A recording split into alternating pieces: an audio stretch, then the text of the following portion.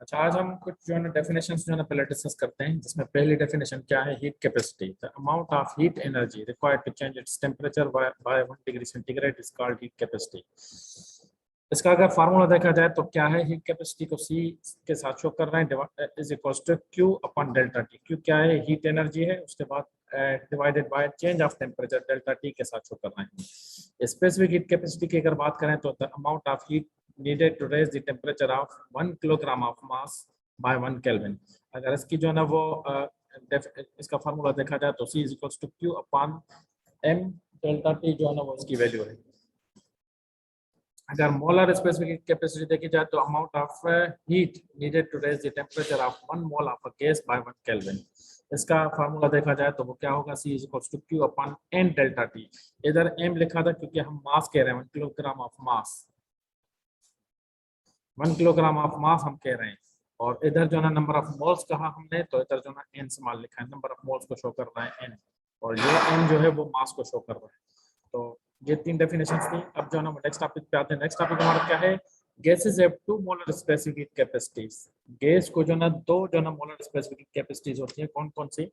एक है molar specific heat capacity at constant pressure, जिसको हम स्पेसिफिक कैपेसिटी सी के साथ शो कर रहे हैं। पी सबस्क्रिप्ट में हमने लिखा है, मतलब molar specific heat capacity at constant pressure. Pressure के हवाले से हम इसको शो कर रहे हैं। पी जो ना सबस्क्रिप्ट में दिया है, मतलब ये एट कांस्टेंट प्रेशर होगी मोलर स्पेसिफिक हीट कैपेसिटी। अगर इसकी डेफिनेशन देखें, the amount of heat energy of 1 mole of a gas is required required to raise the temperature of unit Kelvin at constant pressure is called molar specific capacity at constant pressure। इसका अगर formula देखा जाए तो वही जो है ना वो कह रहे क्यू अपन इन डेल्टा टी लिखा था, लेकिन इसमें जो ना स्पेसिफिक हीट कैपेसिटी को हम जो ना सी पी के साथ, मतलब सब इसके में पी शो कर रहे हैं, और क्यू के साथ भी जो ना वो पी कांस्टेंट प्रेशर जो ना शो कर रहे हैं। अब अगर यहाँ से थोड़ा सा इसको रीअरेंज करें, क्यू पी हम यहाँ से निकालना चाहें, इक्वल्स टू क्या हो जाएगा? ये एन डेल्टा टी जो ना बराबर के राइट साइड पे डिवाइड में है, बराबर के लेफ्ट साइड लेके जाएंगे तो ये क्या हो जाएगा? ये मल्टीप्लाई में हो जाएगा सी के साथ, C P N delta T हो जाएगा क्यू पी की वैल्यू। और दूसरा देखा जाए तो molar specific heat capacity at constant volume, जिसको हम बी के साथ सबस्क्रिप्ट में लिख रहे हैं सी के साथ। बी जो ना दे रहे हैं सी के साथ जो ना सबस्क्रिप्ट में बी दे रहे हैं, मतलब इस पे molar specific heat capacity at constant volume. इसका अगर फार्मूला देखा जाए तो क्या हो जाएगा? Q V C V N delta हो जाएगा। जिस तरह ये हमने फार्मूला लिखा था, इससे जो ना रीअरेंज कर ये लिखा, कांस्टेंट प्रेशर था इधर, और इधर क्या है? कांस्टेंट वॉल्यूम है, तो Q V is equals to C V N delta T.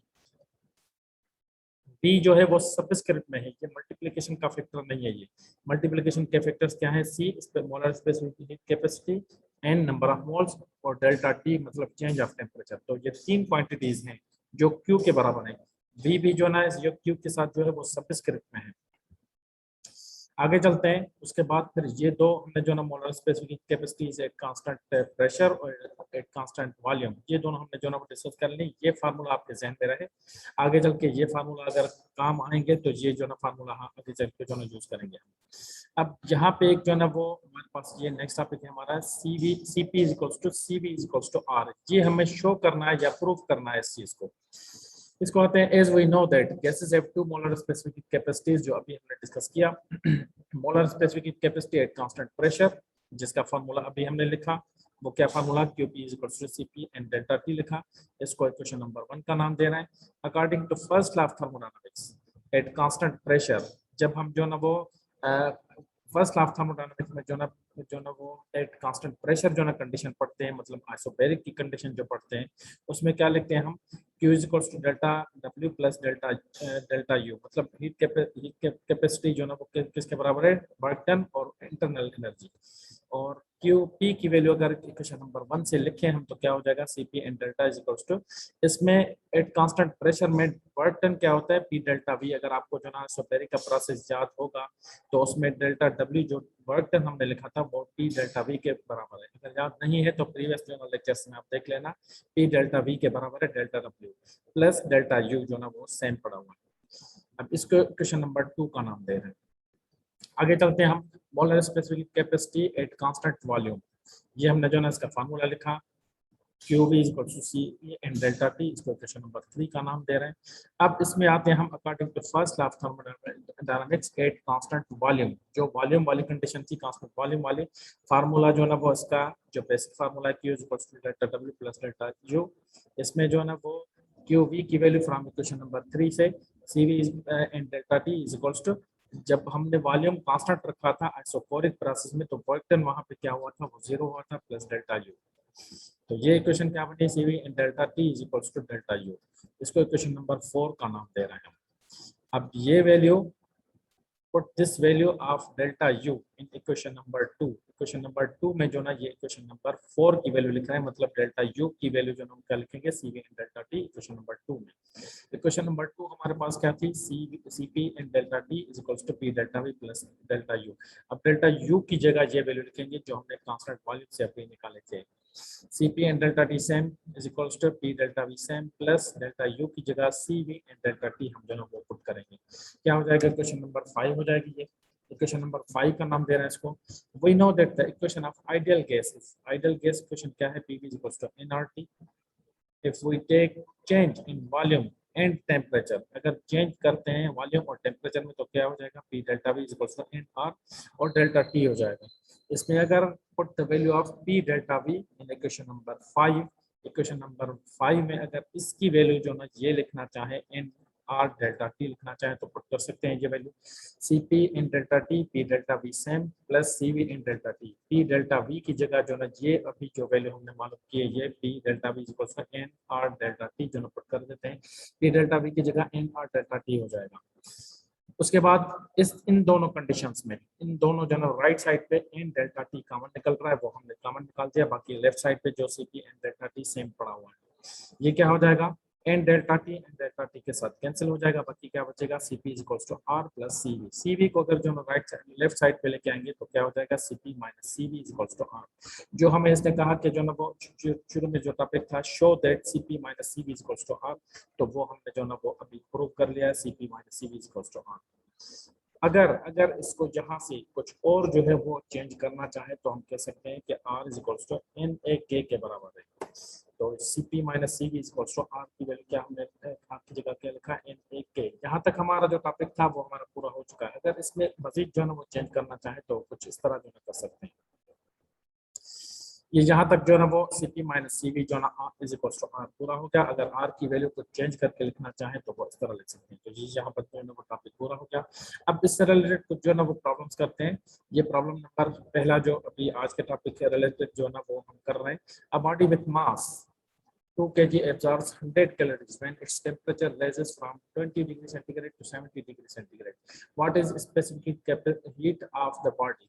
मैं सॉल्यूशन के पास आऊंगा। सिर्फ जो है ना वो जो वैल्यूज हैं वो हम जो है लिख रहे हैं इधर। Q इज इक्वल्स टू क्या लिखा हुआ है इधर, Q की वैल्यू क्या लिखी हुई है, 100 कैलोरीज जो है ना वो लिखी हुई है, 100 कैलोरीज। तो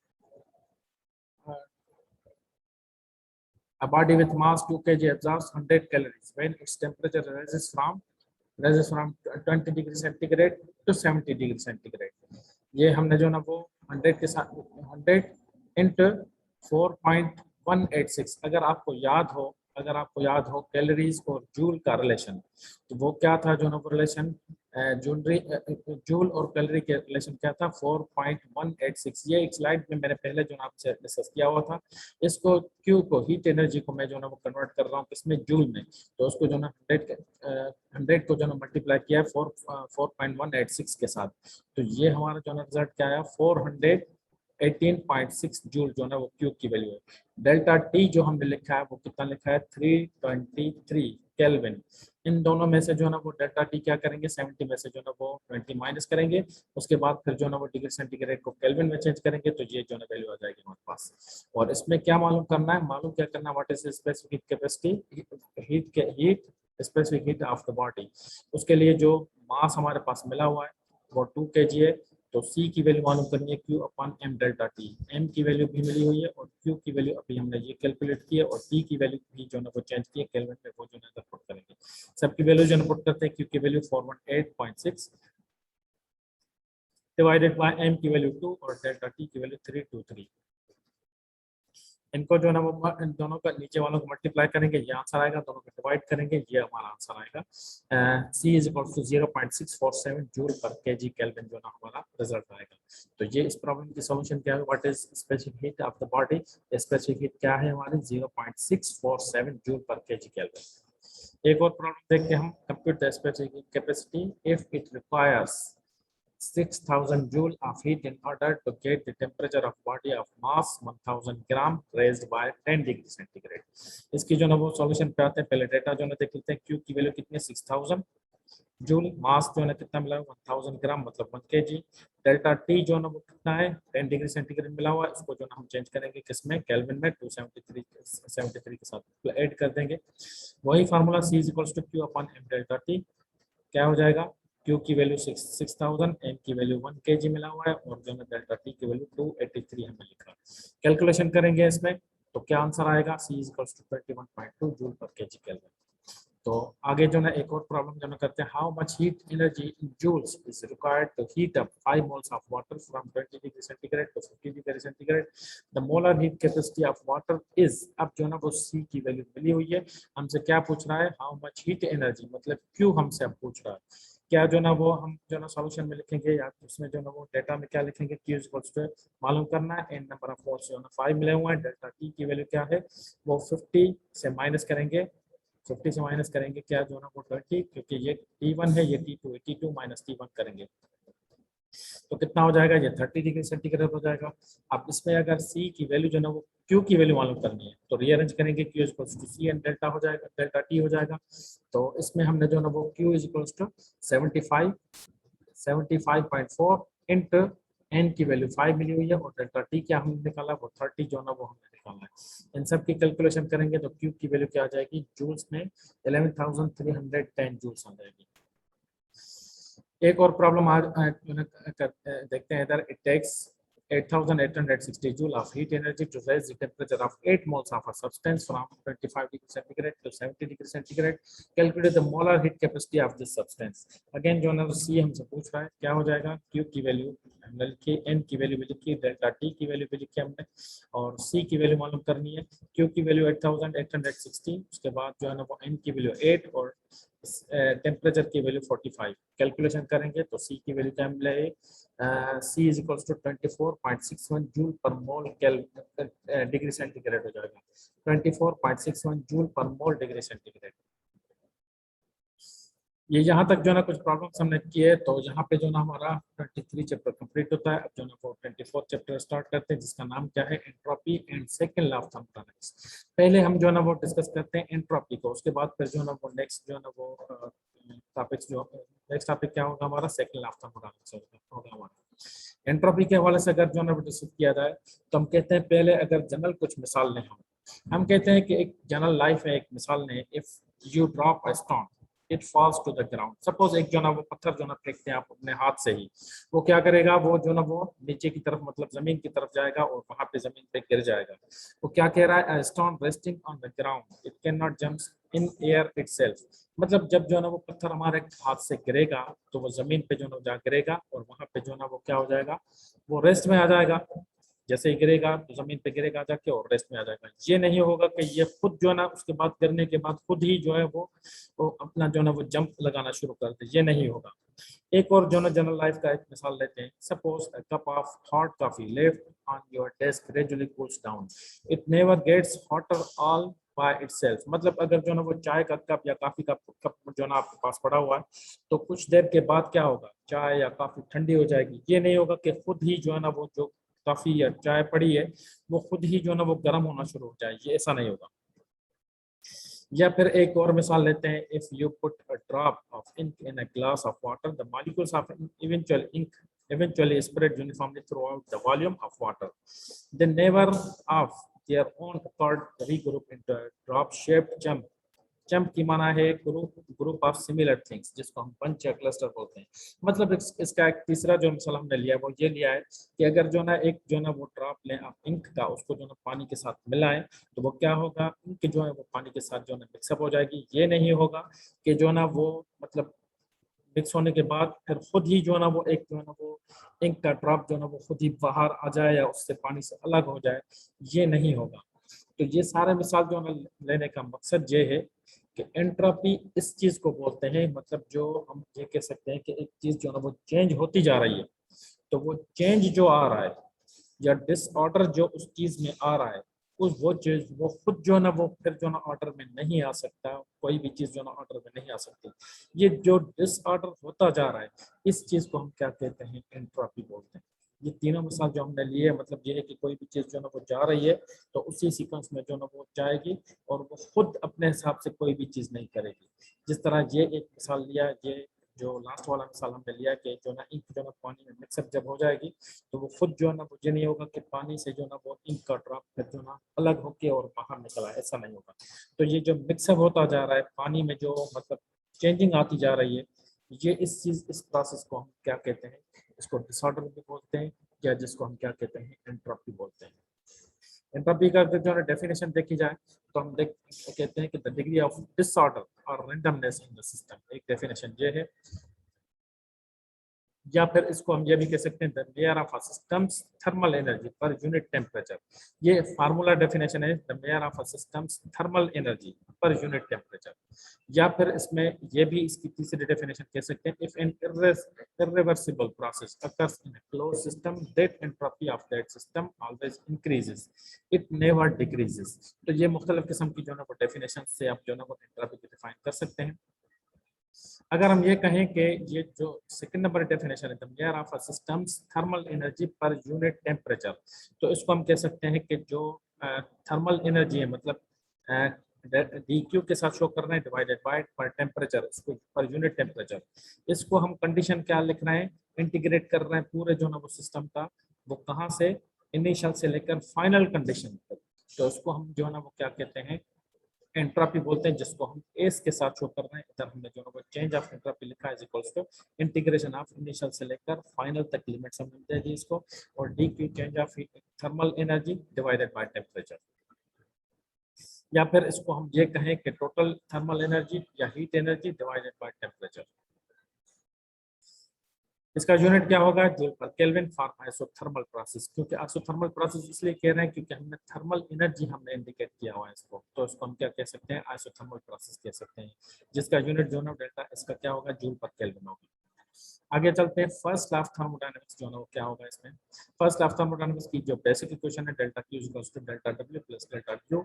अब इसमें अगर जो है ना ये हम कह रहे हैं कि चेंज जो है ना वो D Q is equals to D W और डी क्यू के साथ शो कर रहे हैं, तो कर सकते हैं delta W is equals to according to isobaric process, वो क्या है, डेल्टा डी डब्ल्यू जो है वो क्या है, पी डेल्टा वी के साथ जो है शो करते हैं हम, मतलब प्रेशर कांस्टेंट होता है और चेंज ऑफ वॉल्यूम होता है। अगर डी यू जो है ना वो हम देखें, इंटरनल एनर्जी जो अभी हमने जो ना C P minus C V equals to R में जो ना हमने लिखा, यू की वैल्यू जो है सी वी एन डेल्टा टी लिखी है, तो इसको हम जो ना वो डी क्यू सेम रखा है हमने, डेल्टा डी डब्ल्यू की जगह पी डेल्टा वी, जो अभी हमने जो ना वो डी वी लिखा है हमने, प्लस डी यू की जगह जो ना हमने क्या लिखा है, सी वी एन डी टी जो हमने लिखा है। पी की वैल्यू अगर जो ना आइडियल गैस इक्वेशन से निकालना चाहें तो क्या हो जाएगा, N R T upon B हो जाएगा जी। P V equal to N R T होता है, पी की वैल्यू अगर जो ना वो निकालना चाहे तो N R T upon B हो जाएगा। तो पी की जगह हमने क्या लिखा, N R T upon B D V plus C V and D T जो ना वो सेम। यहाँ से जो चीज कॉमन निकले, एक चीज जो ना वो कॉमन निकालते हैं, क्या जो चीज हमने कॉमन निकाली है राइट साइड से, डी क्यू जो ना वो सेम आ रहा है इज इक्वल्स टू टी, यहाँ से इस दोनों टर्म से जो ना हमने कॉमन निकाला है, तो क्या बचेगा, एन आर अपॉन बी हो जाएगा और डी वी प्लस इसके पास टी नहीं है तो ये क्या हो जाएगा, C V N D T upon T हो जाएगा। इसको टी के साथ मल्टीप्लाई करेंगे तो टी इंटू टी कैंसिल हो जाएगा, बाकी क्या कंडीशन बचेगी, सी वी एन डी टी बचेगा। तो इन दोनों में से अगर जो ना वो टी कॉमन निकाला तो इसके पास जो है ना डिवाइड में टी आ जाएगा, इसके पास जो टी था वो बाहर निकल गया। अब यहाँ से टी जो है ना वो मल्टीप्लाई में बराबर लेफ्ट साइड लेके जा रहे हैं तो क्या हो जाएगा, D Q upon T is equals to N R D V upon P. B को डी वी के साथ जो है ना वो लिख देते हैं, इसमें टी को डी टी के साथ जो है ना वो लिखा हुआ ऑलरेडी, इसी तरह लिख रहे हैं हम, C V N D T upon T हो जाएगा। अब डी क्यू अपॉन टी अभी हमने जो ना इसको डिफाइन किया है, किसको, एंट्रोपी को, ये इसको जो ना वो इसके साथ डेल्टा इसके साथ शो कर रहे हैं, बाकी क्या बचेगा, एन आर और डिवाइड वाला टी वी ओवर वी जो है ना हम लिख सकते हैं लॉग के साथ, जो इनिशियल कंडीशन से लेकर फाइनल कंडीशन तक, मतलब ये अगर वॉल्यूम है तो चेंज ऑफ वॉल्यूम क्या होगा, final condition plus CV and same पड़ा हुआ है। इसी तरह T जो है ना वो dt ओवर T के साथ जो है ना वो log इस तरह लिख सकते हैं। TF अपॉन TI मतलब T जो है ना वो इनिशियल टेम्परेचर होगा, DT मतलब change of temperature, final condition of the temperature. तो ये जो है ना वो according to first law of thermodynamics का कंडीशन हमने लिखी है या रिलेशन देखा है, फर्स्ट लॉ ऑफ थर्मोडायनामिक्स का रिलेशन विद एंट्रोपी। तो एंट्रोपी का जो है ना वो फर्स्ट लॉ ऑफ थर्मोडायनामिक्स के हवाले से जो इक्वेशन हमारे पास बनी वो ये बनी। इसमें एक जो ना वो प्रॉब्लम करते हैं इसी से जो ना related. An insulating vessel containing 1.8 kilogram of water is placed on a hot plate. Both the water and the hot plate being initially at 20 degrees centigrade. The temperature of the hot place is raised very slowly to 100 degrees centigrade, at which point the water begins to boil. What is the entropy change of the water during this process? मतलब entropy हमसे पूछ रहा है, temperature दिया है, मास भी दिया है इसने। Specific heat of water C is equals to 4190 joule पर kg केल्विन। मतलब एक C स्पेसिफिक हीट दी है इसने, टेम्परेचर दिया है इसने, मास दिया है, और हमसे क्या पूछ रहा है कि कौन से टेम्परेचर पे जो at which point the water begins to boil, मतलब एक कौन से टेम्परेचर पे जो ना वो पानी जो है वो बॉयल होगा। मतलब एंट्रोपी हमसे जो ना वो पूछ रहा है कि क्या होगी इसमें। इसका फार्मूला हमने क्या लिखा है, delta S is equals to D Q upon T, जो बेसिक इसका फार्मूला है। इसमें डी क्यू किसके बराबर है, C M delta T. D Q जो हमने बेसिक जो है इसकी डेफिनेशन जो स्टार्ट में हमने पढ़ी, D Q is equals to C M delta T. तो इनकी वैल्यू जो है लिख देंगे C M delta D T upon T. तो क्या हो जाएगा, इसमें इंटीग्रेशन जो ना वो सरल लिख सकते हैं, इनिशियल से लेकर फाइनल कंडीशन तक D T upon T. C M की सी की वैल्यू भी मिली हुई है, एम की वैल्यू भी मिली हुई है। सी की वैल्यू क्या है 4190, ये वाली वैल्यू।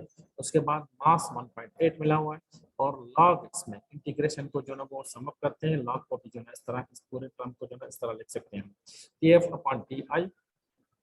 उसके बाद फिर जो ना लॉग टी एफ क्या है हमारा, फाइनल टेम्परेचर क्या है 100 डिग्री सेंटीग्रेड, इसको केल्विन में चेंज कर रहे हैं। और इनिशियल टेम्परेचर क्या है 20 डिग्री सेंटीग्रेड, इसको भी हम केल्विन में चेंज कर रहे हैं। तो आगे चल के क्या हो जाएगा 273 से 373, और ये क्या हो जाएगा 273 में अगर जो ना वो 28 करते हैं तो ये क्या हो जाएगा, ये हो जाएगा 293 हो जाएगा, और इन दोनों का मल्टीप्लाई कर दिया 7542। ये कंडीशन आ गई। अब इन दोनों को डिवाइड करके लॉग निकालेंगे। इन दोनों को डिवाइड किया, फिर लॉग जो है ना वो निकाला, तो ये 0.241, इसको मल्टीप्लाई करेंगे 7542 से, तो क्या आंसर आया, चेंज ऑफ एंट्रोपी क्या हुई हमारे पास 1820.46 जूल पर केल्विन। ये यहाँ तक जो है ये प्रॉब्लम जो है ना वो पूरा हुआ, एंट्रोपी का भी प्रोसेस पूरा हुआ यहाँ तक।